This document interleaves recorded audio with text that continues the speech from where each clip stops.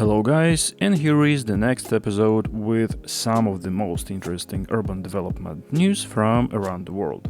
By the way, I make these episodes weekly, so subscribe to the channel not to miss the future content. And before we start, I'd like to thank to all my amazing Patreon supporters.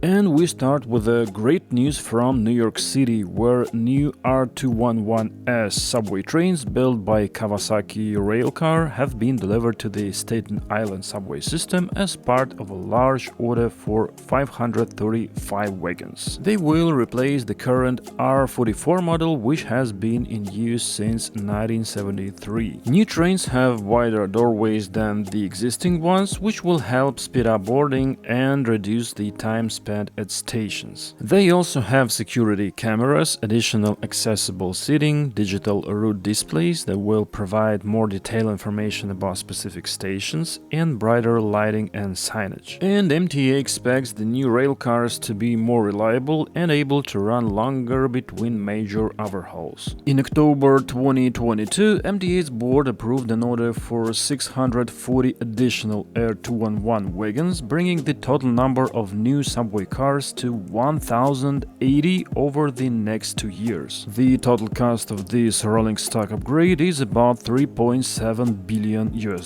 And this is of course a great news for New York City, but although these trains are new, they still don't have a through passage between the cars, which is quite strange as this has been a norm in many cities for quite a long time.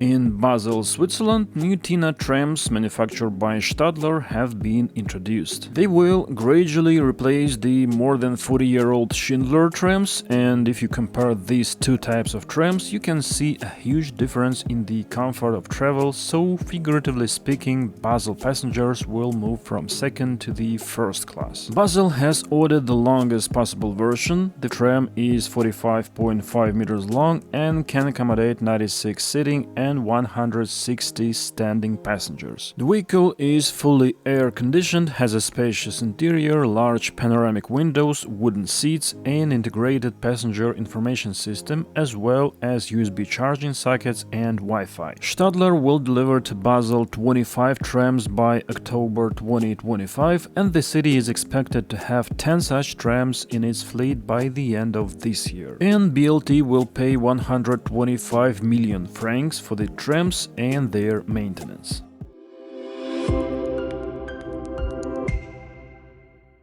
Following an investment of 230 million euros, Siemens Mobility is opening its train production facility at Goole Rail Village in the UK, where will be manufactured the new London Underground trains expected to enter service in 2025. At the same time, the first new generation subway train manufactured in Austria arrived to London, and it was pulled by locomotives over 400 miles along the rail network, including the English Channel Tunnel. And on the way, it was already vandalized by graffitists. Testing of this first vandalized train is about to begin, and the full fleet of 94 trains is scheduled to be in operation by the end of 2027, replacing the existing rolling stock, which is almost 50 years old, at a cost of £2.9 billion. The new trains will have walk-through carriages, wider doors, digital information screens for passengers, CCTV cameras, and for the first time in a deep tube, air conditioning. They will also be more energy efficient and consume 20% less energy than the existing fleet. Around 80% of the new trains will be built at Siemens Mobility's new plant in Goole, East Yorkshire, and a test train was built at Siemens plant in Vienna.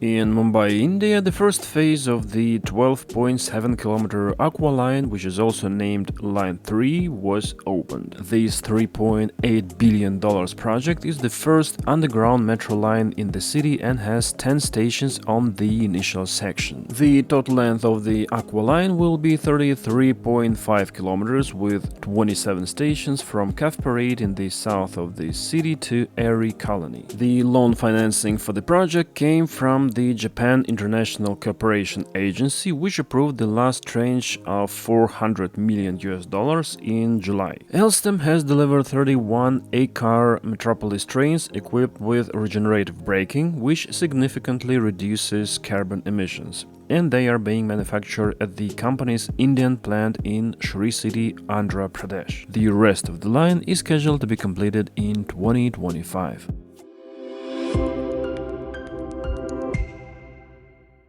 The first low-floor Vevey tram cars from Bern, Switzerland, which were manufactured in 1989-1990, have arrived in Lviv, Ukraine. Lviv Trams, the city's municipal transportation company, agreed to receive 11 used low-floor trams for free in April, and on September 30, the first 2 trams left Switzerland. The delivery is paid by the Swiss side. The trams don't have to be re-equipped, as the tram systems in Lviv and Bern have the same track gauge. However, the vehicles must be tested and certified by Ukraine before they can start operation. Vevey B48 trams have been used in Bern for over 30 years. Their length is 31 meters and the total capacity is 242 passengers, which is much more capable than the Tatra KT4, which currently makes up the majority of the tram fleet in Lviv.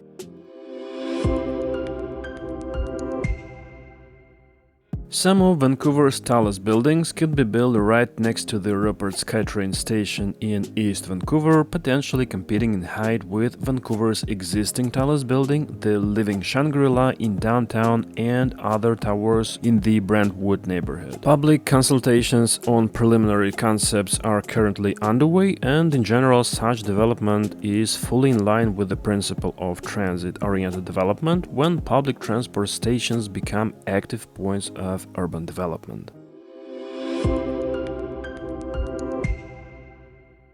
Meanwhile, the city of Stockholm has cancelled plans to build the Port Nacka Towers, which was to become the city's tallest residential buildings because of the high noise level. Port Nacka is a complex of 2 skyscrapers of 40 and 30 floors respectively, up to 126 meters high, with 250 apartments and 380 workplaces, which was to be built in the Sikla district. However, the noise level from the nearby highway became too high, so City Hall along with the developer decided to stop its implementation due to non-compliance with the current noise level requirements. What will be built on the site instead of the cancelled project is currently unknown. By the way, there are already quite a few other buildings nearby, so I wonder how people live there.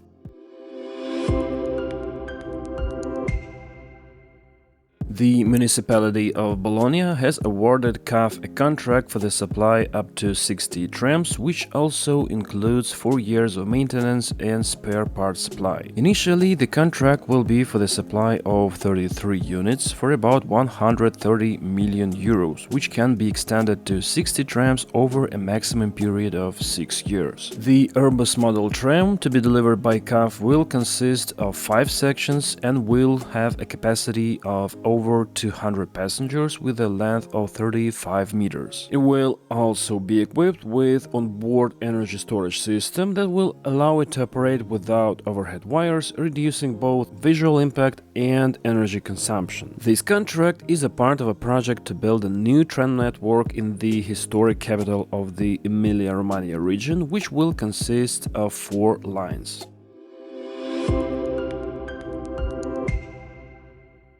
Siemens Mobility unveiled at Innotrans its first Velero high-speed train for Egyptian railways, which has been specially designed to withstand the climatic conditions of Egypt. In total, Egypt has ordered 41 Velero high-speed trains, 94 D0 regional trains, and 41 Vectrons to be operated on the high-speed rail network. Velero Egypt, consisting of 8 cars, is 200 meters long, can accommodate 481 passengers, and is designed for speeds up to 250 km per hour.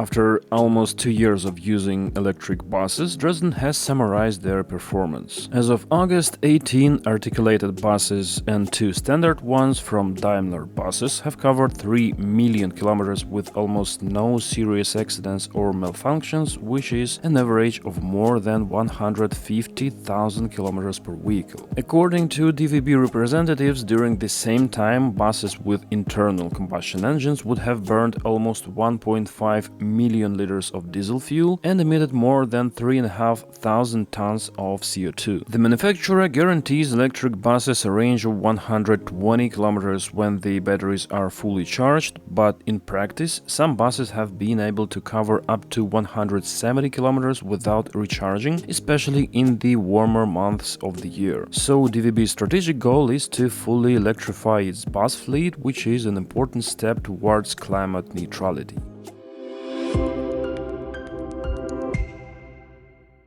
And finally, the last one for today.